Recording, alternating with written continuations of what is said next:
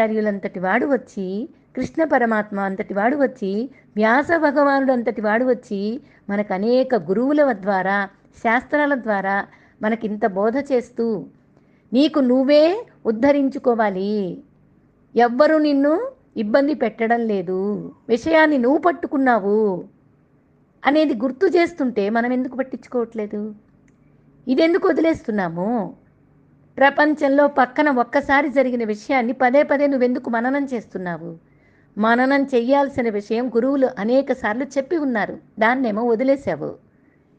ఒకసారి రెండుసార్లు జరిగిన నీ పక్కన జరిగిన విషయాన్నేమో పదే పదే ఆలోచించి నీ మనసులో ముద్రలు వేసుకుంటున్నావు, భయాన్ని పెంచుకుంటున్నావు, క్రోధాన్ని కలిగించుకుంటున్నావు. అవసరమా? ఈ విధంగా నువ్వు మనసుకు పట్టించుకోవడం అనేది మానేస్తే నీకు అనేక అనంతమైనటువంటి బలం వస్తుంది, శక్తి